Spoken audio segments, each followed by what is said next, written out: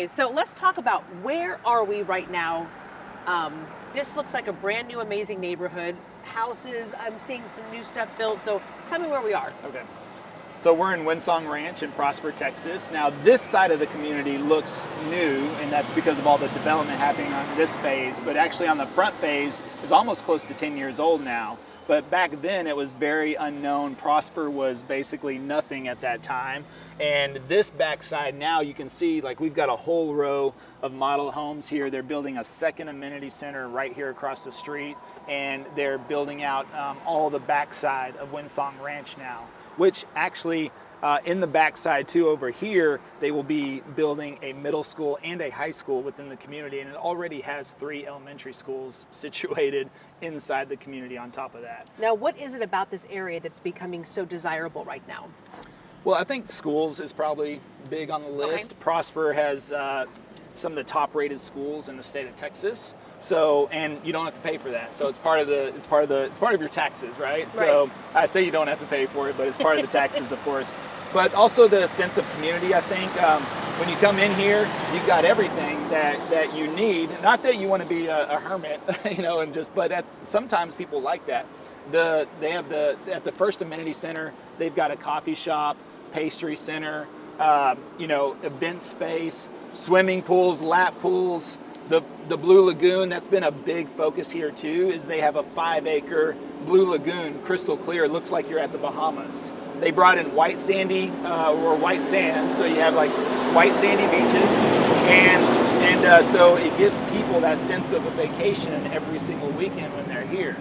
Now the downside is as you see, we got a lot of trucks driving by. Oh yeah, we do, over and over. Now that's the other thing is that when you're on this backside, like in the new development, there's pros and cons to that. Pros, if you get in early on new construction communities, that's almost like having built-in appreciation. Okay. So because people don't necessarily want to deal with this, right? A lot of people don't have the vision for what the community may be, and they don't want to deal with the construction, the noise, a lot of dust flying around, things like that. But as these lots develop and sell out, guess what that does? That starts to drive prices up. Builders start to limit lots. They start to get waiting lists. They start to increase prices. Even right now in a market where interest rates they're better than they were last year, right? I mean, we hovered around 7.5% to 8% interest rates all of last year, and now they're starting to drop back down, and as they drop down, we're seeing the demand come back into the market. But if you get in early, on the new development side, it's almost built-in appreciation, not guaranteed, but again, that drives prices up down the road, and you just have to deal with some of the cons of the noise, the construction, and things like that. But you're also first in this side of that community, so you get to welcome in all the new neighbors as they come in, right? Hey, if you like to be on a welcome committee, then this is for you. Yeah. Now, we're walking along here, and I'm seeing kind of home after home that looks beautiful. So what are we looking at right here? So, the other thing that people really like about this is you can come to like this section, and you've literally got 5 homes right in a row, and you can shop. You can shop like, which home do I want? And we're seeing a huge demand for new construction right now. The millennials are actually the largest buying population currently, and it seems like they want all new construction. All right. There's very low demand for the home that was built in the 70s, 80s, or the 90s.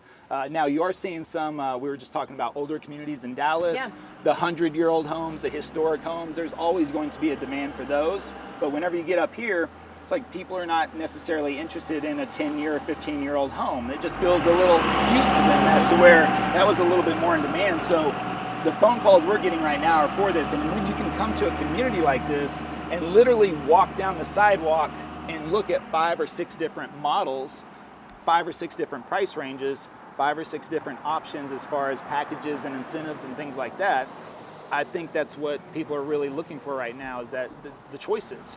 Because otherwise you get into these communities and you've got one house over here that's 10 or 15 years old, probably a little bit dated compared to some people's taste now.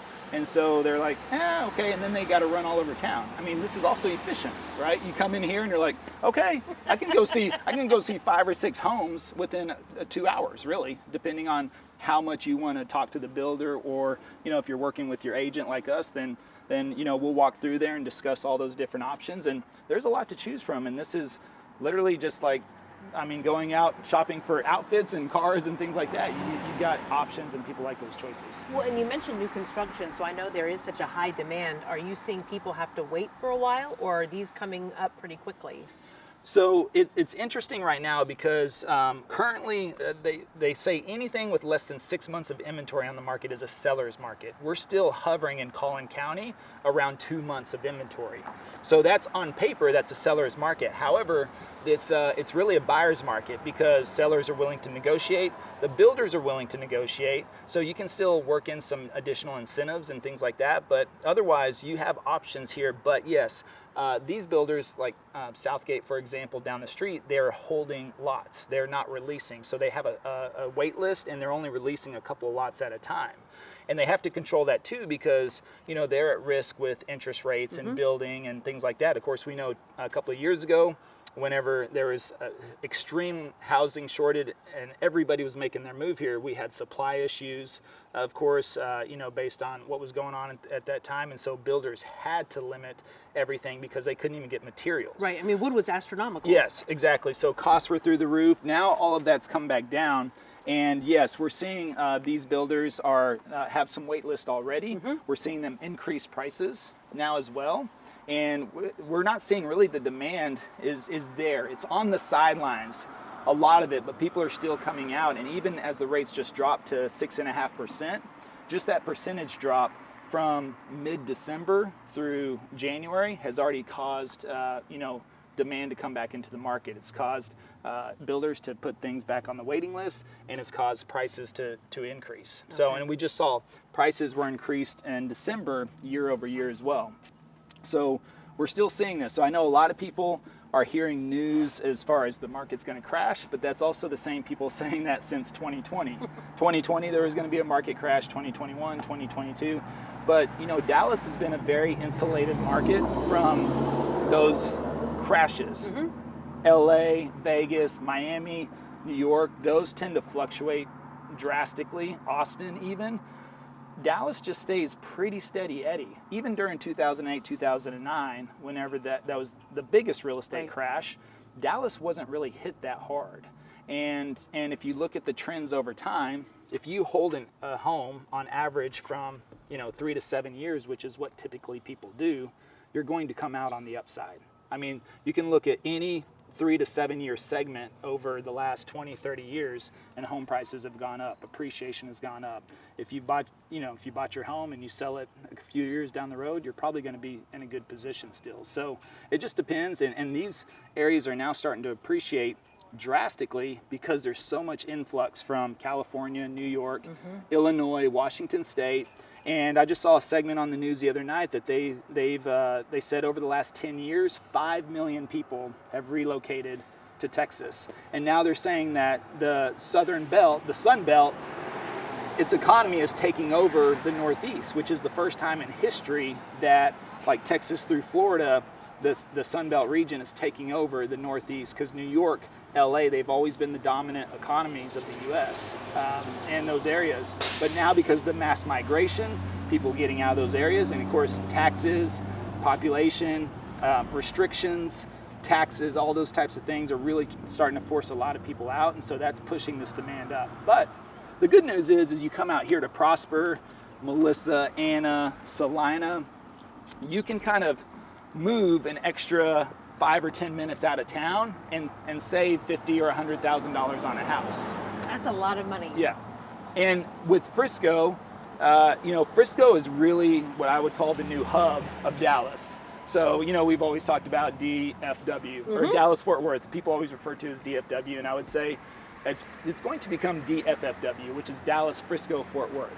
So Frisco now, there's so many businesses that are moving here from all over the country, you know, relocating to Dallas, but they're really relocating to Frisco, Plano area. So right there off of the Dallas North Tollway and the Sam Rayburn Tollway, 121, is a main corridor where a lot of these corporations are moving to. So we're seeing a lot of influx of businesses, and it's spurring that growth in Frisco to where it seems like Frisco is the new hub. So you're not worried about, yes, maybe this is an extended drive to Dallas, but who's really commuting to Dallas from up here? People are working from home. You know, 2020 forced a lot of people to be able to work from home. A lot of those people have not gone back. You know, remote work and people that have moved here, a lot of them have kept their jobs in other states, but then you also have companies like Goldman Sachs relocating 5,000 employees here, Caterpillar 1,000 people, Frontier 3,000 people, Uber 3,000 people. So every time one of these companies moves in, you know, they're creating or bringing thousands of jobs with them as well. So that's what's also spurring the housing demand here. And another big thing is we're not waterlocked or landlocked, you know, so we're not backed up against mountains. We don't run into the beach here. So Dallas can continue to expand more and more. And so that's why you're seeing all these new construction communities pop up and prosper. Salina, Melissa, Anna, and they're gonna, I mean, Sherman, TI, you know, Texas Instruments just relocated to Sherman, Texas. I mean, that's a $30 billion corporation. And they just built their new headquarters there, and so now Sherman is starting to blow up because of that.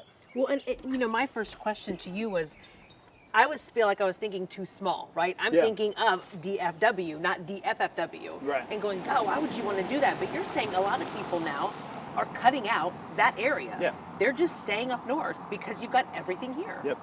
Yeah, I mean, with the businesses that are moving here, I mean, so many people are working from home or their corporations are making the move here. So when these corporations are moving from California or New York, they're not moving to downtown Dallas. You know, they're coming up here. Why? Because they got more room to build. They're building brand new buildings versus taking over something possibly older in downtown Dallas. And plus, they're close to the airport. I mean, you are in Dallas as well, but overall, you know, things are shiny and new up here. Not that they aren't in Dallas. And you got a lot of elbow room. You have some elbow room, yeah, exactly. But again, I think schools play a big role in that as well. Frisco, Prosper, Salina, now Anna, I mean, some of the best ranked schools in the state of Texas and even the United States. I mean, Lovejoy, nobody ever hears about Lovejoy, but it's one of the top ranked schools in all of Texas, you know, which covers like Fairview and Lucas and those areas, East Allen.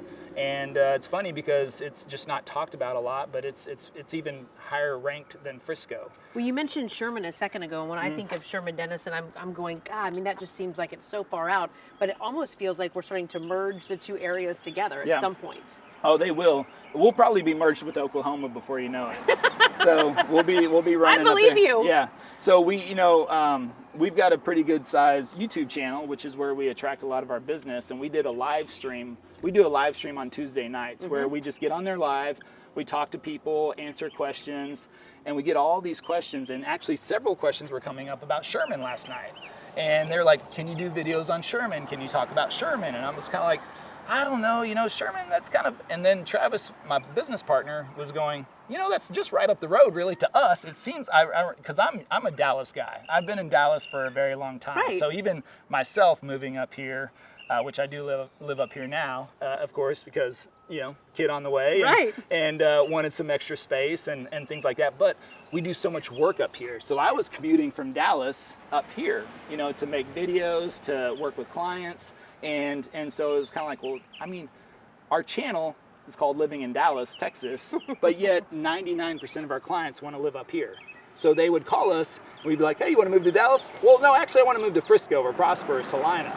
And so they were asking for that already. And so we were up here all the time. So it was like, well, it kind of makes sense. You know, why should we commute back and forth necessarily whenever we're doing all of our work up here as well? So it's a big combination of a lot of factors, but otherwise, this is just where all the growth is happening, and it keeps pushing north. And yeah, Sherman's just not too far away. Plus with TI there, that's created a lot of job opportunities there, and you can get some pretty decent real estate there.